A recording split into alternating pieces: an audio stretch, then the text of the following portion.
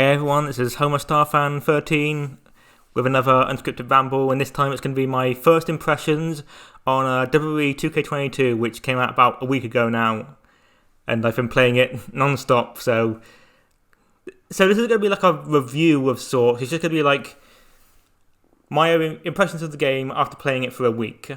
So I've got a lot to get through, so let's just begin. So I guess we'll start with like this sort of the gameplay and all that. When the game starts, it tells you to do a tutorial. I very much recommend you do the tutorial because the gameplay has completely changed. So you're pretty much should be... It's a very good idea to actually learn the new mechanics because the gameplay is like, yeah, absolutely changed now. It says it's hit differently and it has hit differently. So instead of like regular like strikes, so you have light attacks, heavy attacks, and grabs now. And you can like combo them together. So like say if you do light, heavy, that will then do its own unique move. But then if you do like light, heavy, grab, then that does its own unique move.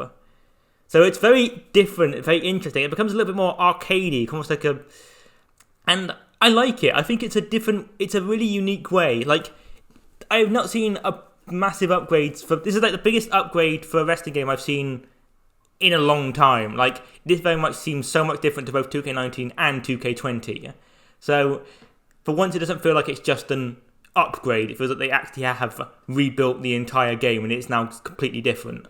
For combos, they now have this new thing with like reversals. Reversals have changed a bit now. So, you still have the same reversal button of triangle, but that doesn't reverse everything. They've got this new thing called breakers, which is kind of like a combo breaker. So, going back to the combo system, again, say they're doing the combo, square, or light, heavy. If you press the heavy button when they're doing the heavy button, then you will reverse that move, you'll break the combo.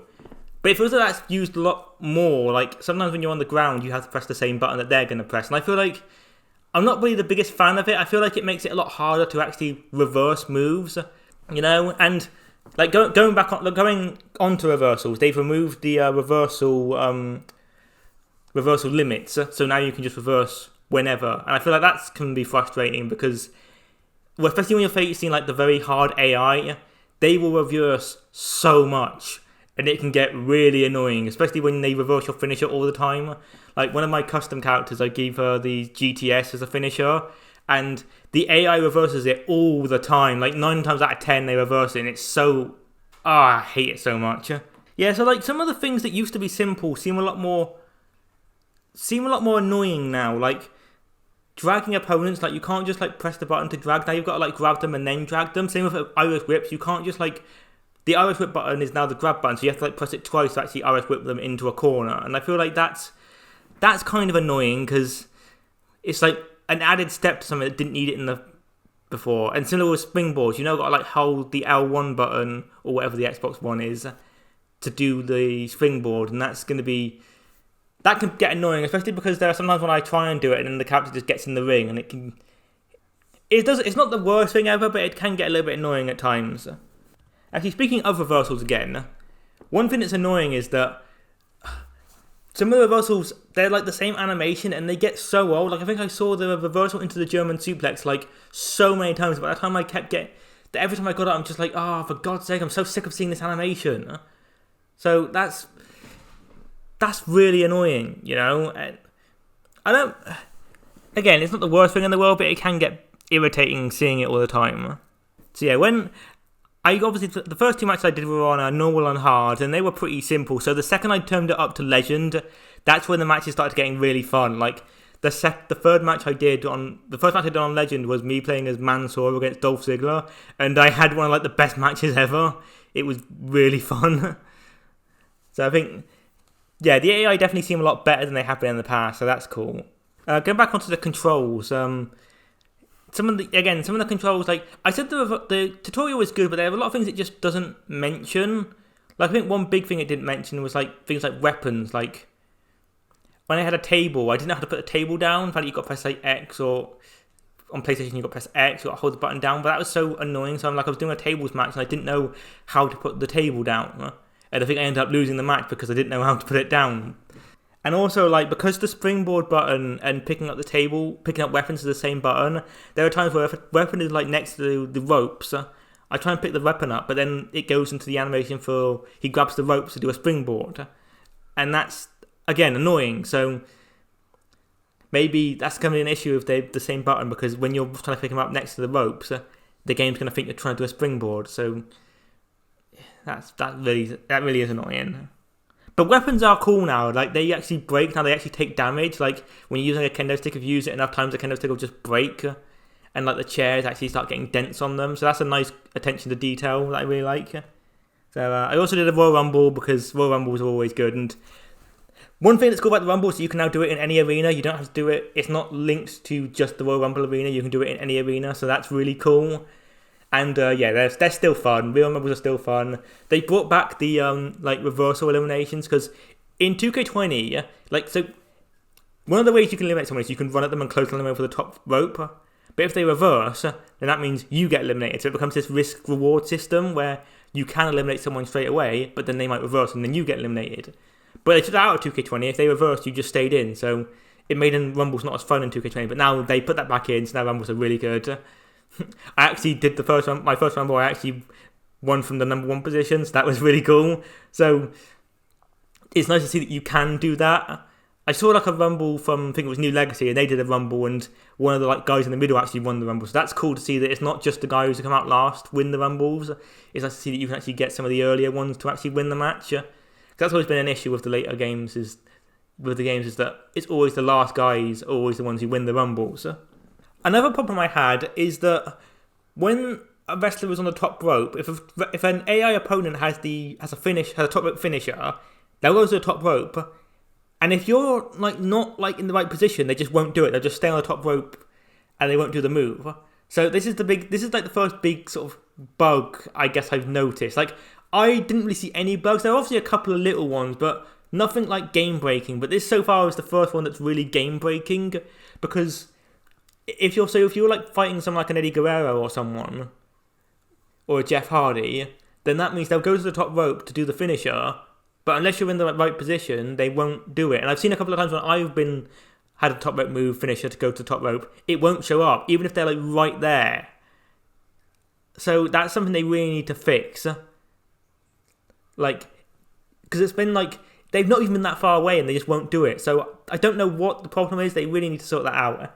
And another big bug I had, now this is a really big one, I don't know if anyone else has suffered this, but there have been 4 different occasions where the screen has just gone black and I can't see anything.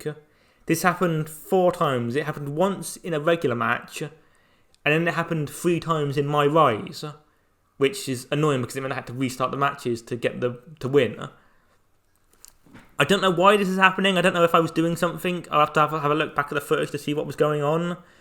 But that was really annoying, because that's so far been the only really, really big glitch, which is ruining the game, because it means I'm having to stop a match because I can't see. I have to say that one great thing about it is the presentation as a whole just looks so much better. Entrances look really cool, the camera work makes it look realistic, the models look better than ever, especially people like Tyler Bate and Pete Dunne. In the last games, they had really bad models because their beards look really weird, but now they actually look proper good. And I have to say, the loading was really fast. I didn't have any big issues with loading. The loading went really quickly, so that was really cool. Let's just move on to the roster. So the roster is I quite like the roster. It's got a lot of released guys in it. So you've got Keith Lee, you've got Karrion Kross, Buddy Murphy's in it.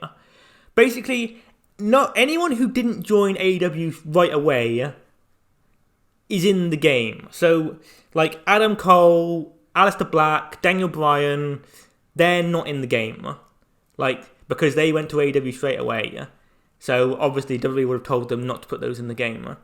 And weirdly, The Fiend's not in the game, which is a shame, because people who got released before him, like Braun Strowman, they're still in the game, but The Fiend isn't. So I guess that's obviously a case of WWE telling them don't put The Fiend in, which is a shame, because it seems like they actually did make a new entrance for The Fiend. So they obviously had planned to put him in the game, and apparently people have looked into, they've been able to look into they've modded the PC game and they found there actually is a model for The Fiend in the game, so obviously they planned on putting him in. But WWE obviously told them to take him out. And weirdly, two characters who didn't return that probably should have is Noam Dar and Mark Andrews, because they were both in 2K20 and they're still with the company, but they're just not in this game. They're not in this year's game, and I don't really get it. I get that they're not like big stars, and I guess because of the pandemic, NXT UK hasn't really been used that much. But it just seems weird because they were in the last games, so I don't see why they didn't just put them in this one again. And I'm a big fan of both Dar and Mark Andrews. I've actually met Mark Andrews at a local show, and he was really nice and he was really cool. So it's a shame that they're not in the game, because I've been fans of those two like long before they joined WWE. So it was nice seeing them in last year's game, but unfortunately, I guess WWE just didn't see either WWE or 2K just didn't see any reason to put them in. Speaking of that and AEW, it's like, so Road Dogg's in this year's game, which is mostly because of My Rise, because he's in as a trainer. And like X-Pac's in there, but unfortunately there's no Billy Gunn, because of course Billy Gunn's with AEW, so they can't put him in, which really sucks, because it means you've got most of DX except for one. So it almost, he's like, his absence is notable because everyone else from DX is in the game except for him, and it means you can't really do anything with Road Dogg, because you can't really do it without Billy Gunn. I mean, I guess you can do it with X-Pac, but it was always him and Billy Gunn. So it almost feels like, I get they wanted to put Road Dogg in because of the My Rise mode, because he's in as a trainer, but I don't know, it is a bit weird. Although weirdly enough, Jake Roberts is still in the game, even though he's been with AEW for like 2 years now. Like, he joined before the pandemic started, so apparently he's still got a Legends contract with WWE, so that's why he's still in. But it is still weird considering he has a prominent role on AEW. I will admit that like some of the gimmicks seem to be a bit inconsistent. Like, you've got Nikki ASH is in, like not Nikki Cross, it's just Nikki ASH, but you've still got Retribution, even though they broke up long before Nikki became almost a superhero.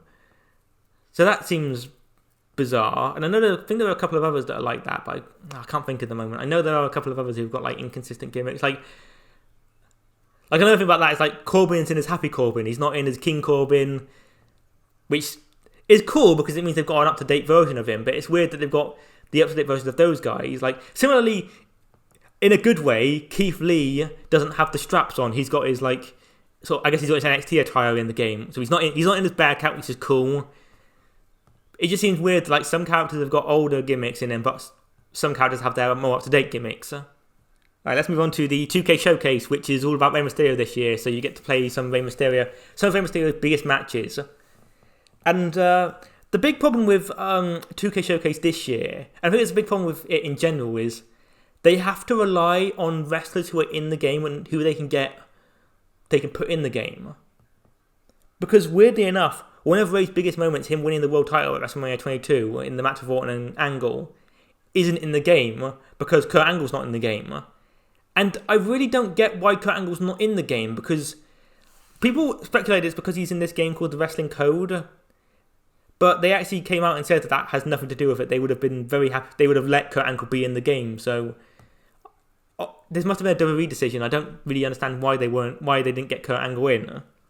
But yeah, like, so you start off in, one thing I like is you start off in WCW Halloween Havoc with a match for Eddie Guerrero. So you start off with Rey Mysterio Jr. in WCW. I like that. I like it when they don't just do the WWE stuff. I like when they do the other stuff, the early stuff. So you start with a match for Eddie Guerrero.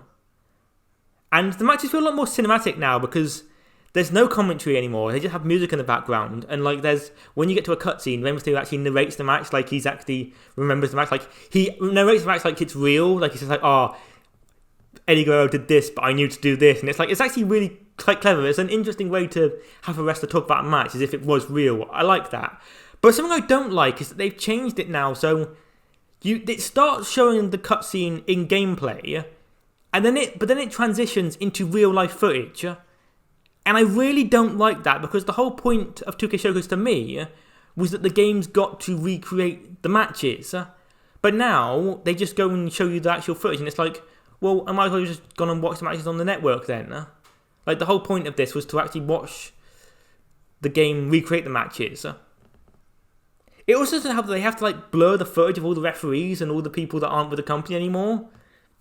So like some of the commentators, like Max Striker, is blurred. Although I swear I saw Michael Cole get blurred for some reason. That must have been a mistake. They must have thought he was someone else. But one cool thing about the cutscenes is that things that happen in the cutscenes then happen when you are in gameplay. Like, I think the famous example is that when you do the match with Eddie Guerrero, there's a moment where Eddie Guerrero tears Rey Mysterio's mask apart. And then when you go into the gameplay, Rey's mask is still, like, teared up. And I really like that. It shows that even though they're showing the real-life footage, you're still seeing the actual consequences when you actually get back into the match. That's cool. And speaking of the Eddie Guerrero match, there's also a fun hidden ending where if you lose the match, Eddie Guerrero will then actually take Rey Mysterio's mask off. So that's like a nice little attention to detail. They didn't need to do that, but they still did it, and that's really cool. But speaking of on like the lack of matches, is that it means the last two matches before the bonus match kind of disappointing, because it's like you get a random match with Samoa Joe on Raw, and then you get a random match with Grand Metalik, which, I don't know, I don't think they were that important. The problem with the Grand Metalik match is that it's supposed to be about like, the future of the luchadors in wrestling, but it's like, to my knowledge, there's only one luchador left in WWE, and it's Rey Mysterio. Like, Grand Metalik's not with the company anymore, so they're trying to do this whole, it's the next stop of luchadors in wrestling in WWE, but the guy he's fighting isn't in the company anymore. But one thing that is cool is that at the end of the game, if you complete every objective, you get a bonus match where you do the tag match with Dominic against Seth Rollins and Buddy Murphy. Yeah? So I like that. It's kind of like a nice way of sort of showing the future of Rey Mysterio's life with Dominic. And this is also the only way to unlock Dominic, by the way. Because even if you buy the season pass that comes with the all unlockables, it doesn't count. It doesn't include things you unlock in showcase mode. So you actually have to play showcase mode, which is funny because people were wondering why Shawn Michaels wasn't in the game. But no, you have to unlock him in showcase mode. Alright, I'll briefly talk about My Faction, which is another new mode. Basically, it seems to be WWE's version of Ultimate Team. So like you get cards and then you make your own team.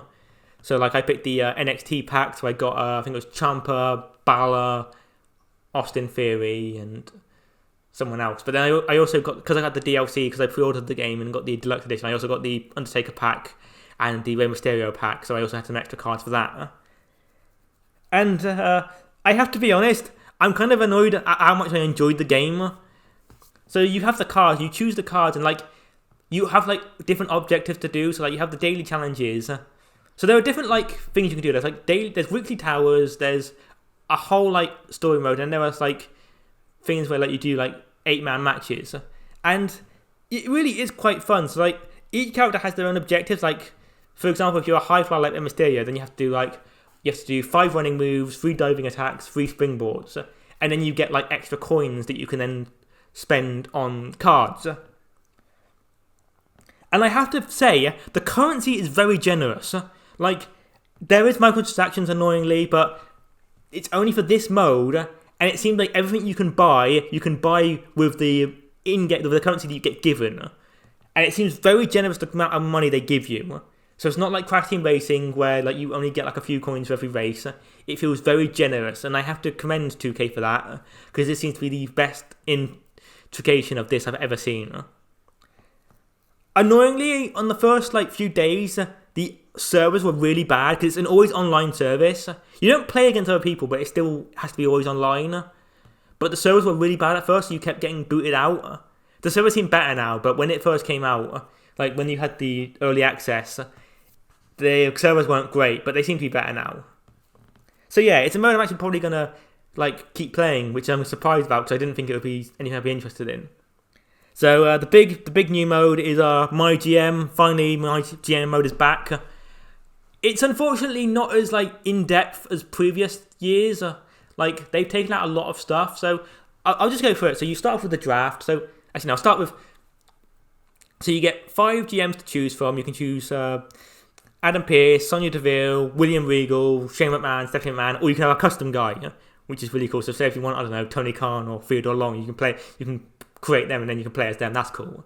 And they each have their own different cards. So like I picked William Regal, and with that he has a card that it means I can sign a legend for free.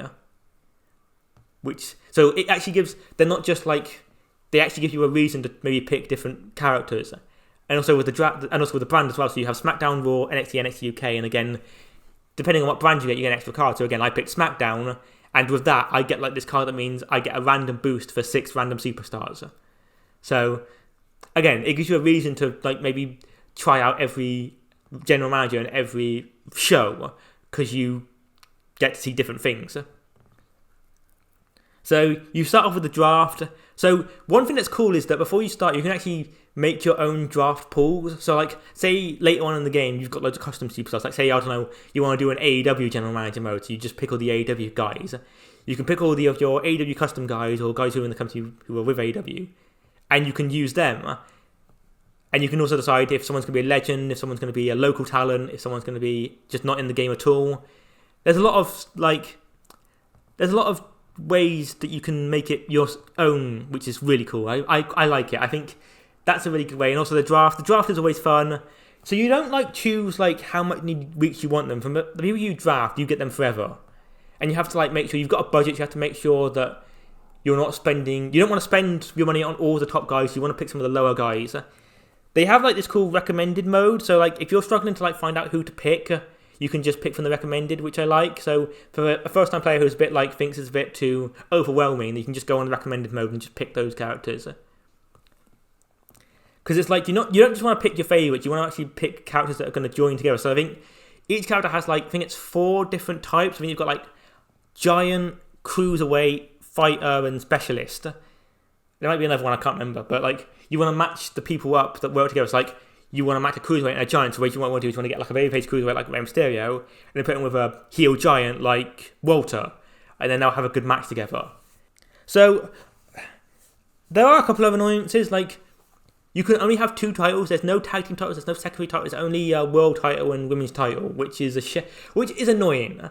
I feel like the lack of tag titles seems really weird. And also, like, on regular episodes, like on your episodes of SmackDown and Raw, you can only have 3 matches, and you can only do one-on-one and tag team. There's no triple threat, there's no fatal 4-way. And I don't understand that. I don't understand why that's a restriction. It just seems really... It feels like they're restricting it to make it easier, and I feel like they've made it too simple. They've made it too safe. But I do see this as like being a good starting block for hopefully the future, for hopefully for the next game, if they do GM mode again, they can actually add to it, or maybe even with free updates they can add to it. But I think it's a good start. You can spectate matches in GM mode, and it's cool because you can kind of like change the camera angle, so it's almost like you're watching an episode of, you're like Kevin Dunn, you can like change the camera angles to what, but it's like you're watching an episode of Raw on TV, which is kind of cool. So Triple H is like, he's the COO, so he gives you like goals you need to do. So like one of them might be, you have to put your top babyface against your top heel for your most popular babyface versus your most popular heel tonight. And then you get like a bonus card for it. So you want to do them, but then sometimes you can't do them. And then there are times when wrestlers will give you stuff you need to do. Like I think there was a time where John Cena said to me like, I want to be in the main event for the show, and I didn't do it because I think it was my pay-per-view. And I already had a plan for the pay-per-view, so I didn't do it. So then Cena got really annoyed with me, and that put down his morale. And you don't want to put your character's morale down too much, because if you do that, then they might leave and then join your opponent. So you want to balance like your wrestlers' popularity and their morale and stuff like that. Run-ins seem a bit confusing to me, because there was a time where like one of my, I think it was Mia Yim or someone, I don't know if it was a commissioner goal or one of the wrestlers said, but I had to do a GM interference for a certain wrestler. And I thought I did that, but then it turned out I'd actually helped her opponent. It seemed a bit confusing. I think it was in a match, I put her in a match with Asuka, and I chose GM interference, and I put it on Asuka, because I assumed, that means I was going to interfere to attack Asuka. But apparently I was helping Asuka, and that seemed a bit weird, because I'm pretty sure when you do run-ins, you're choosing who the person is interfering against. So it seems some of it being a bit confusing. I think they should make it a little bit more clear.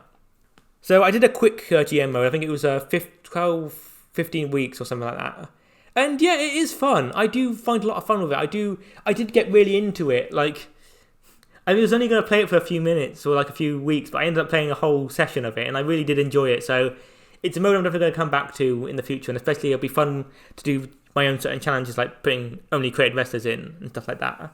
I haven't played that much of Universe mode. From that I can gather, it's the same. Nothing's changed. They have added in a Superstar mode now where you can just play as one character, and I do like that. I played a month as Keith Lee, and I won the Money in the Bank, so I'll have to see if in the future I can like sort of cash in or stuff like that. That's all I have to say about Universe Mode. Sorry, they didn't really do much. I feel like Universe Mode has had its day, and I feel like with GM Mode now, there's not really any need for Universe Mode. People still enjoy it, but I think, at least for me, I kind of like... I don't think Universe Mode has been exciting since, I don't know, like 2K14 or something, when that's been a long time ago. Community creations. So one of the best things about community creations this year is that there is now cross-platform play. So if someone makes a creative wrestler on Xbox, you can still download it on PlayStation, which is a absolutely brilliant addition. It just makes it a lot more easy to get custom characters, and when people like post them online, you can see. You don't have to worry about being on the right console. You can still get it. So that's really cool. People have already made some great stuff. I mean, the game's only been out for a week, and people have already made some great stuff. So I did like a quick match where I got a custom CM Punk, I got a custom MJF in a custom AEW arena with a custom AEW title, and it all looked good. One great new addition is that you can now import custom renders, so you can get like a picture of CM Punk and MJF and give it to the character, so now they don't stick out when placed with the other characters. So I really like that. I tried to preview a custom arena at one point, but it wouldn't. It just seemed to just keep loading, so I had to like restart the game, and I didn't get to play an online match. I don't really like playing online, but a similar situation happened there, which was annoying. One thing I should mention about custom arenas is it doesn't seem like you need to make custom shows anymore. It seems like if you just download an arena, you can play that in the exhibition, which I think is really good, because in past games you had to make a show to play in the exhibition, but it seems like they've taken that out now, so that's really cool. So last we'll just have a quick look at My Rise. This also gave me a chance to talk about the creation suite as well. So yeah, Custom Superstar seems fine. You're going to see me making my female character, and that's because I forgot to record myself making my male character. It wasn't until I was like at the end of it that I realised I wasn't recording. That was embarrassing. So yeah, you have there's both a male and female story now. They're both separate, which I like. I only had a quick look at the female story. I mostly did the male story. I'll probably just focus on the male story for now, and then maybe after that do the female story. I recommend doing both because it's more content, and I like that they both seem so different straight away.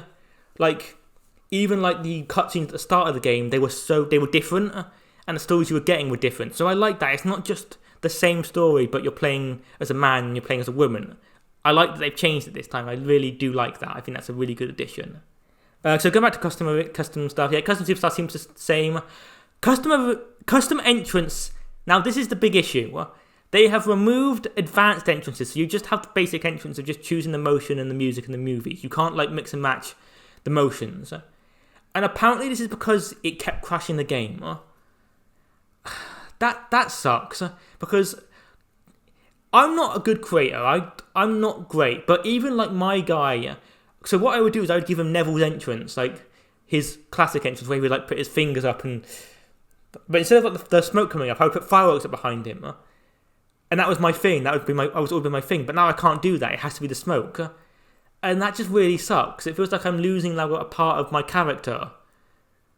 But it doesn't bother me too much. I can guarantee for people who spent a lot of time in custom entrances, I can guarantee it's going to really annoy them because they're not going to be able to make the entrances that they really want. So that's frustrating.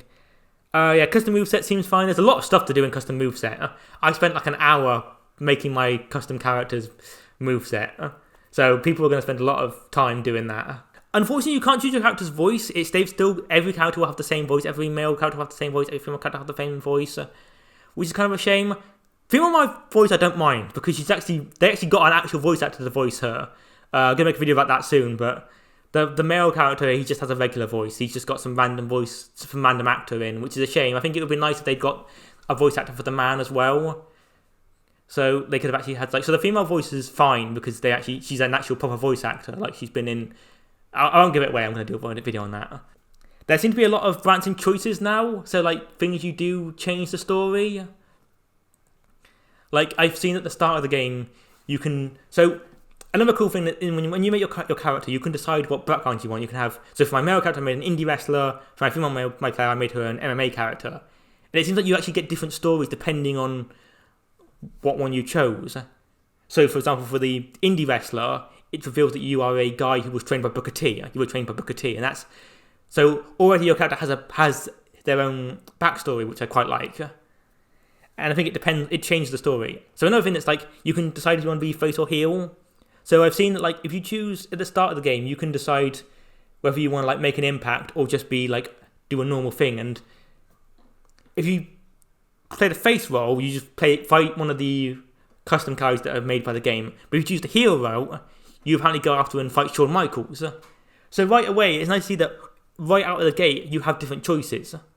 Another thing I really like is that they've kind of like made this video game canon now, this wrestling game's canon. So like a lot of the characters from previous games, like Cole Quinn, Baron Blade, like you go to BCW and Brooklyn Von Braun, they're all still in the game. They all show up as cameos, which I really like. And one of the custom characters that you see a lot, he played Ribby in 2K20. So as much as I hate that 2K20 is still canon, I like that they've kind of made this canon because it makes it really fun to see these characters again.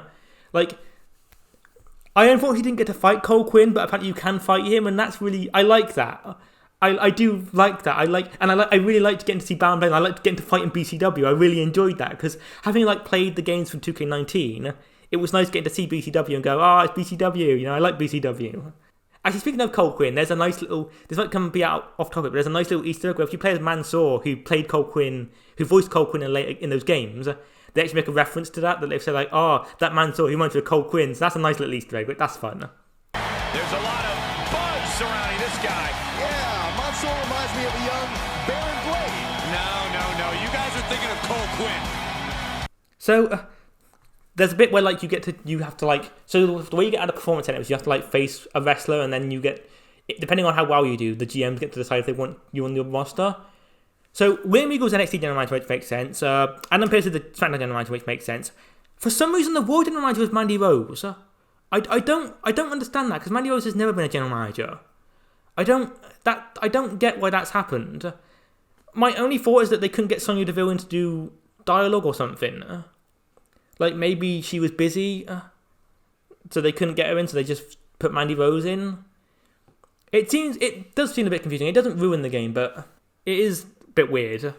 So to go for a couple of the stories I got, I don't want to give too much away because I don't want to spoil it, but one story I got was I had to fight Cameron Grimes, and then like Jeff Hardy shows up, because apparently Cameron Grimes was trained by Jeff Hardy. I never knew that. But Jeff Hardy shows up and he like turns on you and you have to fight him and Jeff Hardy, which is cool. So that was one story I got. And then I got a story with when I won the NXT Championship, there's a thing where like you have to like beat Balor in 5 minutes, that's a fun match. And like there's also the bit where you go into the NXT Breakout Tournament and you fight Walking Wild, and then Walking Wild like turns on, stops you from winning another match.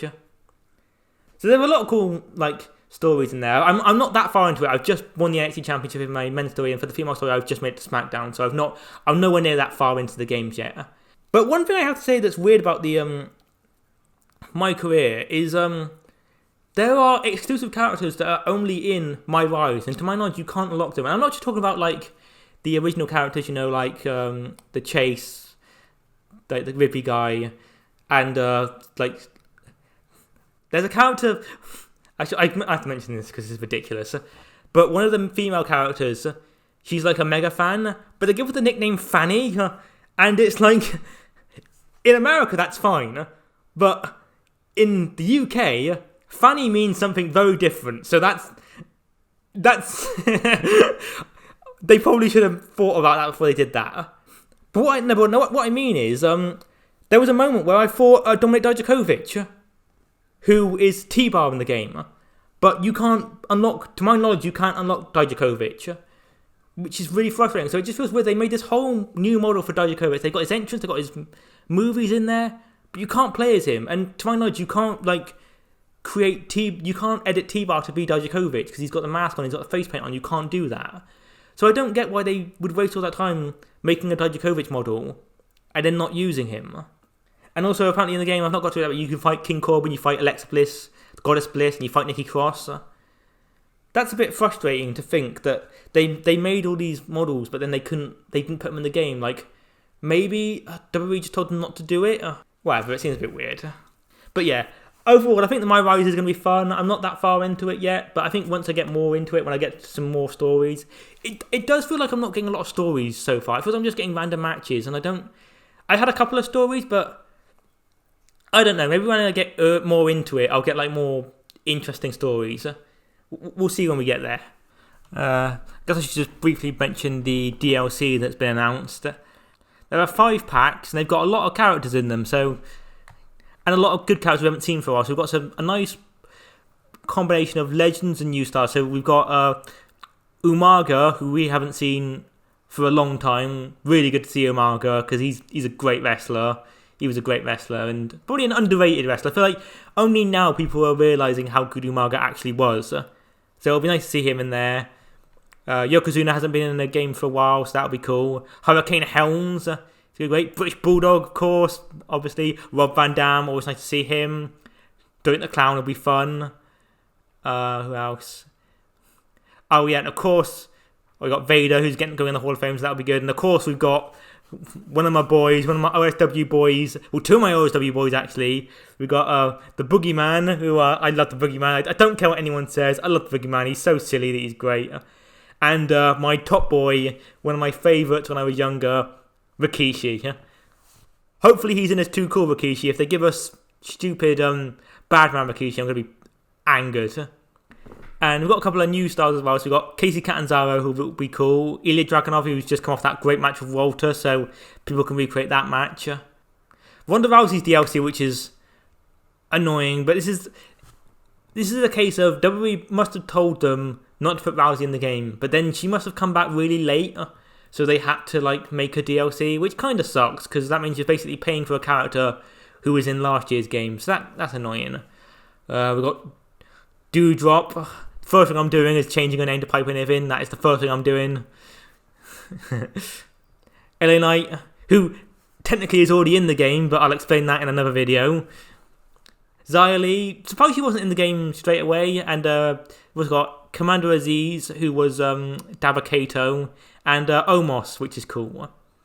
And we've also got 3 celebrities for the first time. Well, I don't know, I guess Terminator was in it once if you count it. We've got Mr. T, who's really cool. I'm really happy Mr. T's in the game, because of the 3 that was announced, he's the only one who makes sense, because he has that connection to WWE. He's in the Hall of Fame. He had the he appeared at the very first WrestleMania. He feels like he's a part of wrestling history, you know. I almost feel like they should have put in what's her name? Oh, I can't remember her name. The singer, Cyndi Lauper. Yeah, they should have put her in. And also, they should have put Bad Bunny in. I don't get why Bad Bunny's not in here. If you're going to do celebrities, then you should have put Bad Bunny in. I mean, I'm not a fan of him, but he had a really great match at WrestleMania, so I don't get why he's not here. Then those 2 make a lot more sense than the other 2 that were announced, which was Machine Gun Kelly, who was the, he did the soundtrack. He's got one of his songs in there, but he, picked all the songs for it.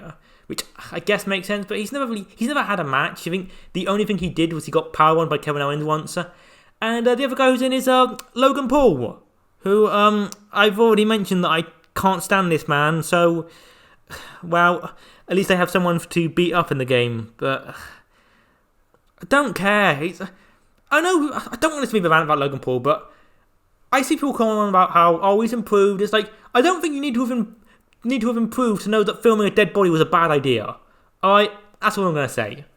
So, overall, final conclusion, I'm really enjoying the game so far. I think I can see this game this will be a good one.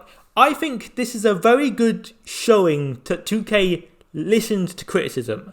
They listened to everything that went wrong in the last game, and looks like they've actually tried to improve. And I think we should commend them for that.